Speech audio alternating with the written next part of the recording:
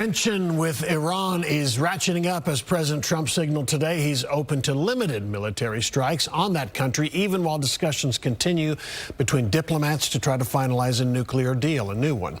The U.S. is now in the middle of its largest military buildup in more than 2 decades across the Middle East.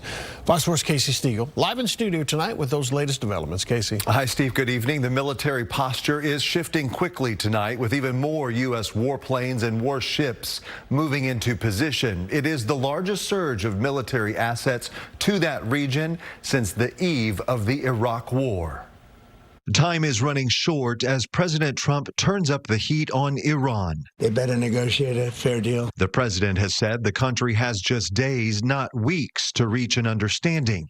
And that warning comes as the Pentagon expands its military footprint, with more than 120 warplanes now deployed, and the USS Gerald R. Ford, the world's largest warship, just days now from arriving in the eastern Mediterranean. So they've been setting the table to make sure they've got all the military assets they need in the region to preserve optionality and also to protect against what's going to be an aggressive Iranian response. Alan Ayer is a retired senior diplomat who was a key member of the U.S. negotiating team during the 2015 Iran nuclear agreement.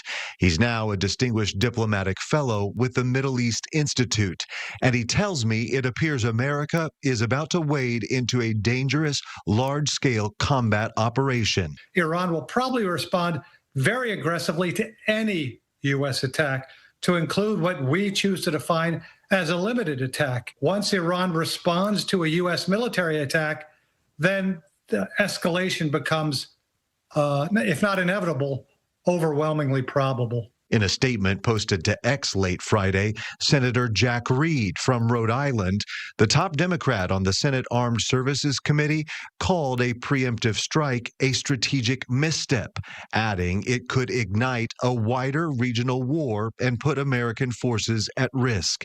The U.S. has tens of thousands of troops stationed in the region within range of Iranian missiles and proxy forces. Iran, for its part, says a draft nuclear deal could be ready within a matter of days, but cautions they're ready to fight if provoked. The only solution is diplomacy. We are prepared for diplomacy and we are prepared for negotiation as much as we are prepared for war. A war, analysts believe, could lead to a prolonged conflict. I've seen nothing that indicates that there's going to be American boots on the ground. This is going to be an air campaign. It's going to be, I think, both U.S. and Israel. So while both sides say they are ready for diplomacy, the buildup on the ground and in the air suggesting Washington is also preparing for something far more serious. Steve. All right, Casey Stegall in studio. Thanks, Casey.